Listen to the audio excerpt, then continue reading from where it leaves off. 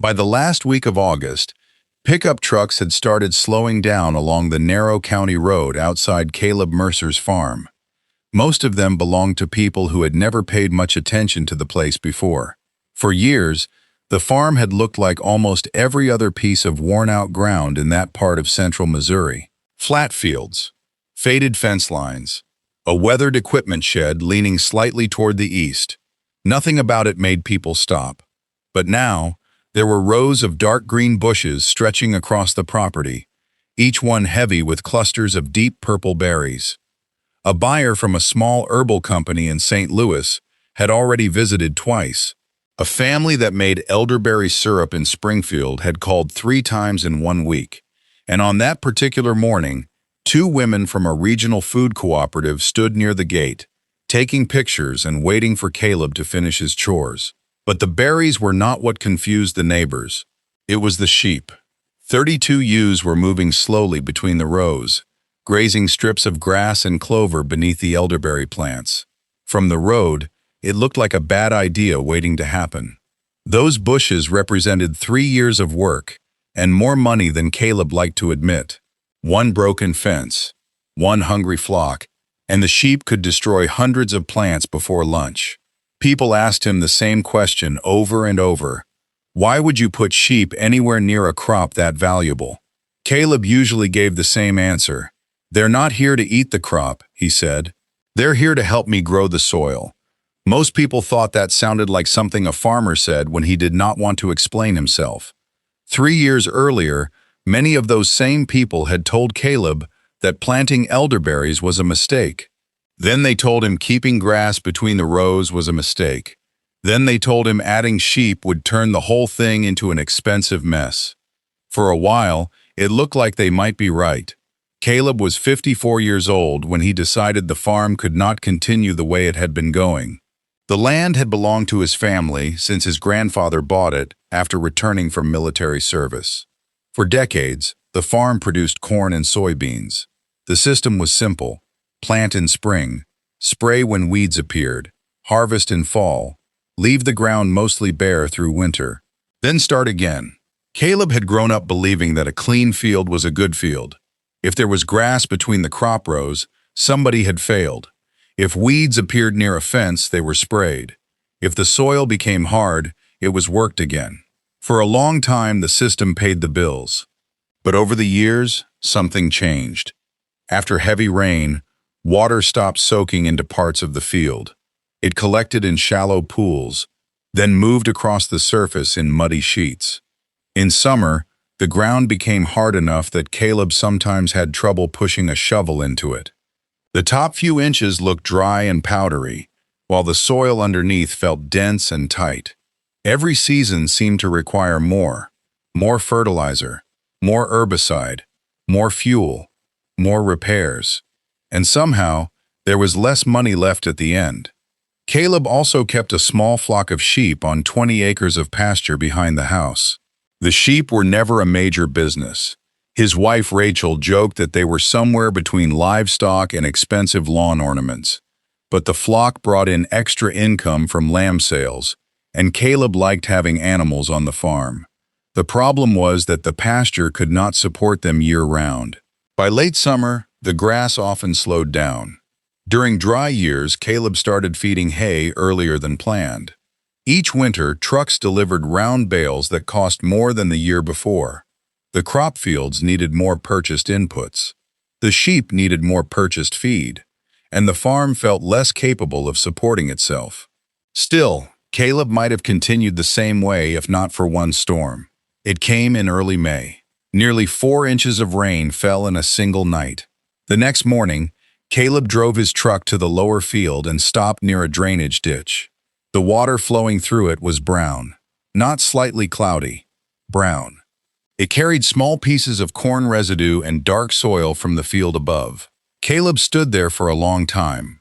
That soil had taken decades to build. Now he was watching it leave the farm. A week later, he received the largest feed bill he had ever seen. That was the moment something connected in his mind. He was paying for fertilizer because the field was losing fertility. He was paying for hay because the pasture was not producing enough forage.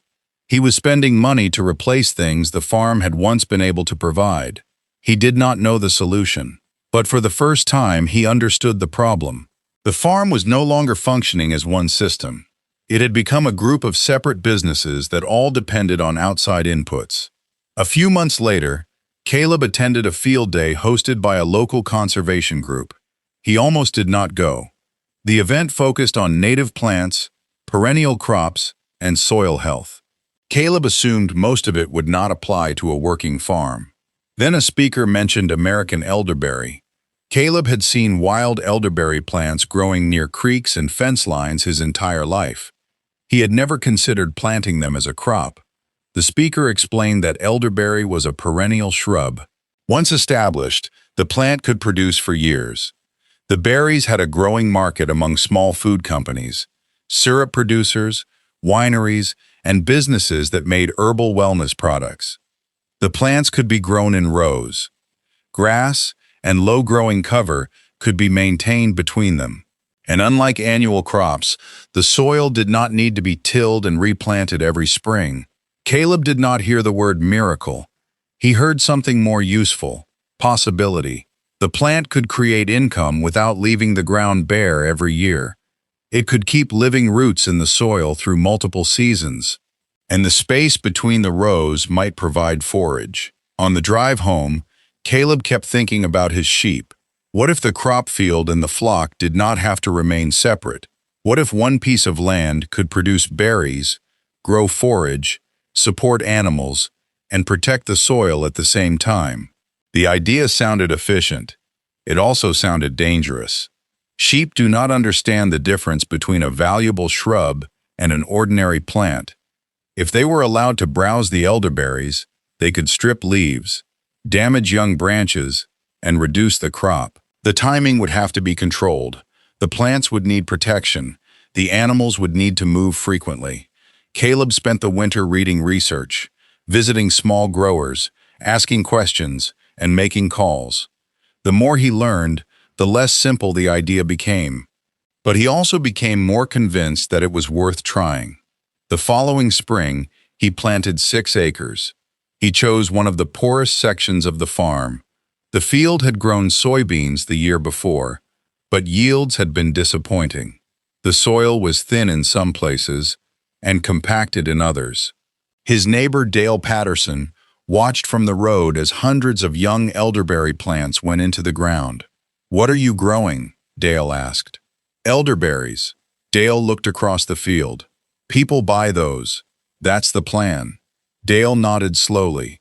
Then he looked at the sheep pasture. "You're not putting those sheep in here, are you?" Eventually, Dale laughed. Not because he was trying to be rude. The idea simply sounded ridiculous. Over the next several months, Caleb planted grass, white clover, and other low-growing plants between the rows. He did not want bare soil. He wanted living cover. But keeping vegetation between crop rows created a new problem. The grass had to be managed. If it grew too tall, it could compete with the young elderberries. If Caleb mowed constantly, he would spend more on fuel and equipment. That was where the sheep came in. At least, that was the theory. During the first year, the sheep were not allowed near the new plants.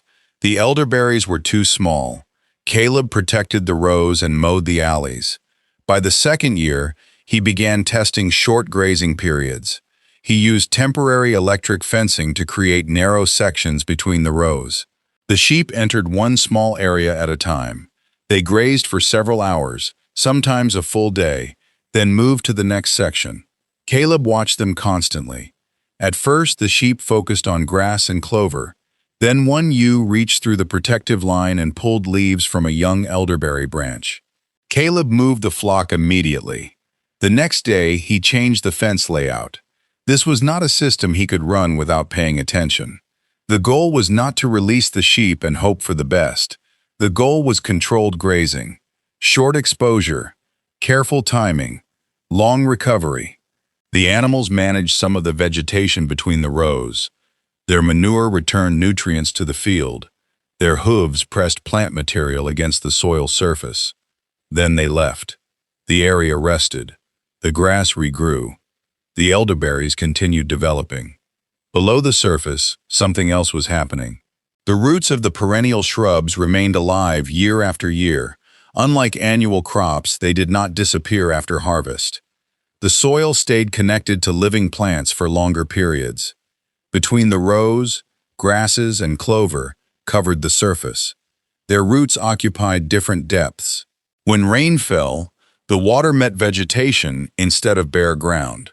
When leaves dropped and grass was trampled, organic material returned to the soil. None of these changes happened quickly. There was no single moment when damaged soil suddenly became healthy. It was a slow process. More roots, more cover, less disturbance, more time. That was the part people did not see from the road. They saw bushes. They saw sheep. They saw Caleb spending money on fencing. They did not see the network developing under their feet. But even Caleb sometimes wondered whether the system would work. The first growing season was difficult. A dry spell arrived just weeks after planting. Some elderberry plants grew well. Others barely grew at all. A few died. Caleb had to replace them. Then weeds appeared around the young plants. Managing the rows required more hand labor than he expected. The irrigation system needed repairs. One section of fence shorted out after wet grass touched the lower wire. Then came the mistake everyone remembered. Caleb had moved the sheep into a new section late one afternoon.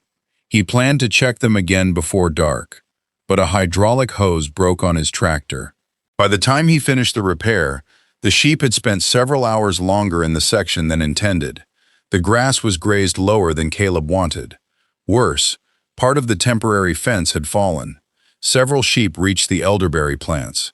By morning, a dozen young bushes had damaged branches. 3 were stripped badly enough that Caleb was not sure they would survive. Dale drove past and saw the damage. He did not say, "I told you so." He did not have to. Caleb stood in the field, looking at broken stems, and wondered whether he had built a system that was too complicated. Maybe crops should stay in crop fields. Maybe livestock should stay in pastures. Maybe combining them created more risk than value. The financial side was not encouraging either. The elderberries had not reached full production. There was no major harvest. The buyers who had sounded interested wanted samples first. Some asked about volume. Others wanted specific quality standards. No one promised to purchase everything Caleb might grow. Meanwhile, fencing, irrigation, plants, labor, and equipment had already cost thousands of dollars.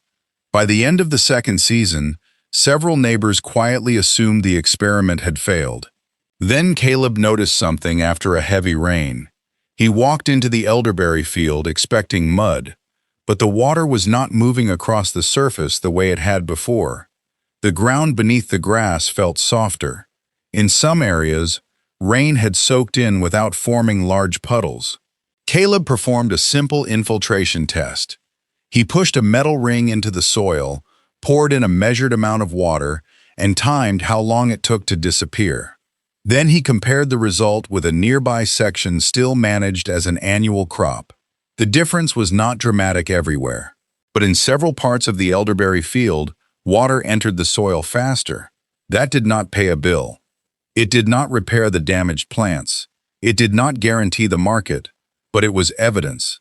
The field was changing. So Caleb continued. He improved the protective fencing around the shrubs. He adjusted grazing times. He stopped putting sheep into the alleys when forage was limited because hungry animals were more likely to test barriers. He moved them faster. He allowed longer recovery periods. He treated the sheep as part of the management plan, not as free labor. By the third summer, the elderberry rows looked different. The plants were taller. Their canopies had filled in. White flowers covered the branches in early summer. Then the flowers became clusters of berries. At first, they were green, then red, then deep purple. By August, some branches bent under the weight. That was when the phone started ringing. A syrup maker from Springfield visited the farm. She walked the rows, looked at the fruit, asked about harvest timing, and discussed quality requirements. A small herbal products company asked whether Caleb could supply frozen berries. A regional food cooperative wanted to test a limited order. None of the offers would make Caleb rich, but they were real. For the first time, the crop had buyers. Harvest began before the late summer heat became too intense. Caleb hired several local workers. Rachel helped sort fruit. Their daughter came home for a weekend and spent 2 long days clipping berry clusters. The sheep stayed out of the rows during harvest. That was important. The system worked because each part had its time. There was a time to graze, a time to rest, a time to protect the plants, and a time to harvest. After the berries were collected, the sheep returned to selected alleys. They grazed grass that otherwise would have required mowing. They converted forage into lambs. They reduced some maintenance, and they returned nutrients to the field. The farm now produced value in more than one way. There was income from berries. There was income from the flock. There was forage growing between crop rows. And there were fewer hours spent mowing every acre. The numbers were not perfect. Caleb still purchased hay. He still used equipment. He still dealt with weeds, repairs, weather, and buyers who changed their plans. But the farm depended slightly less on one crop and one source of income. That mattered. One afternoon, Dale stopped by after a thunderstorm. He walked into the field wearing old leather boots. 3 years earlier, water would have collected near the lower rows. This time, there were no large muddy pools. The grass was wet, but the soil held together. Dale pushed the toe of his boot into the ground. "It's softer than I expected," he said. Caleb nodded. "More roots." Dale looked at the elderberries. Then he looked at the sheep grazing in a section near the far end of the field. "You think the sheep did all this?" "No," Caleb said. "The plants? Not by themselves." Dale waited. Caleb looked across the field. "It's the whole system." That answer was less exciting than calling elderberry a miracle crop, but it was more honest. The shrubs provided a valuable harvest. The grasses protected the soil. The clover added diversity. The sheep managed forage and created another source of income. The fencing controlled where the animals went. The rest periods allowed plants to recover. And the roots kept working when nothing visible was happening above ground. No single part created the result. The value came from the relationships between them. By fall, the last berries had been sold. The leaves began changing color. The sheep moved back toward winter pasture. Caleb walked through the rows one evening as the sun dropped behind the equipment shed.